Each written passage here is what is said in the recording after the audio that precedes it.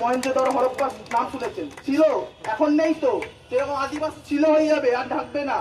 এটাই চেষ্টা করছে। আদিবাসীদের যদি এক জায়গা থেকে সরিয়ে দেওয়া যায়, আদিবাসীদের যদি বিচ্ছিন্ন করে দেওয়া যায়, আদিবাসী হারিয়ে যাবে।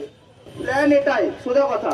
আজকে আমি এই র্যালিতে অসংখ্য ছাত্র দেখতে পাচ্ছি। ছাত্রদের যে এই বিষয়টা নিয়ে এত অ্যাওয়ারনেসটার জন্য অসংখ্য ধন্যবাদ, যারা এই বিষয়টা নিয়ে অ্যাওয়ারনেস ছড়াচ্ছে এবং বিভিন্ন জায়গায় প্রতিবাদ উঠে এসেছে, রাজ্যের বিভিন্ন কোণায় উঠে এসেছে। হয়তো টিভিতে দেখা যাচ্ছে না, হয়তো নিউজ পেপার দেখা যাচ্ছে না, তার কারণ হচ্ছে সরকার অনৈতিকভাবে কয়েকদিন ধরে ওখানে ইন্টারনেট বন্ধ করে রেখেছিল। আমি খুব একটা শিক্ষিত নই, যতটুকু শিক্ষা দীক্ষা অর্জন করেছি, আমার ধারণা যে হুট করে কোনো জেলায় ইন্টারনেট বন্ধ করা যায় না। ডিএমকে নোটিফাইড করতে হয়, প্রশাসনকে নোটিফাইড করতে হয়। সাধারণত টেররিস্ট অ্যাক্টিভিটি বা এরকম কিছু হলে ইন্টারনেট বন্ধ করা হয়। আজকে দেউচা পাঁচাবিতে কিরকম টেররিস্ট অ্যাক্টিভিটি হচ্ছিল যে ওখানে ইন্টারনেট বন্ধ করে দিতে হলো? তার মানে ওনারা চাইছেন যে ওখানকার সব বাইরে না যাক। এমন উন্নয়ন, ইন্টারনেট বন্ধ করে উন্নয়ন করতে হচ্ছে, এমন উন্নয়ন গ্রামকে পুলিশ দিয়ে ঘিরে উন্নয়ন করতে হচ্ছে। এই উন্নয়নের পেছনে নিশ্চয়ই কিছু একটা ব্যাপার আছে।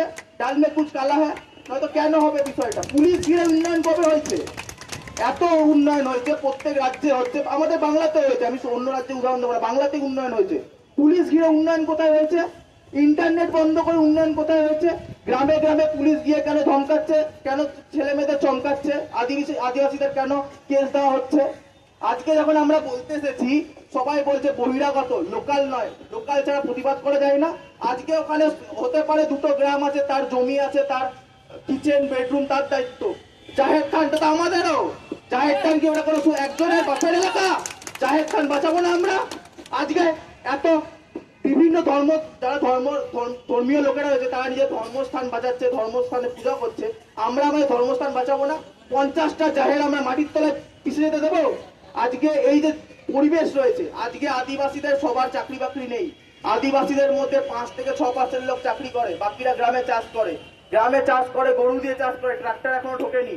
গরু ছাগল চড়াবে কোথায়? মাঠ যদি না থাকে, আপনি একটা কলোনি দেবেন, কলোনি কংক্রিটের উপর গরু চড়াবো?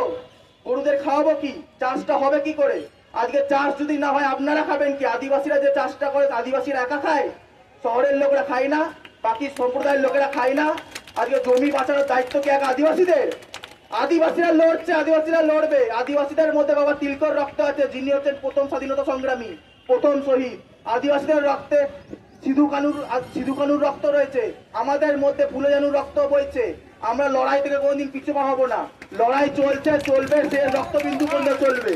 তো সরকার যে সরকারি আসুক, যত বড় সরকারি আসুক, যত বড় ফোর্সই নামাক, আমরা লড়াইটা লড়ে দেবো। আমরা শুধু আশা রাখছি, যত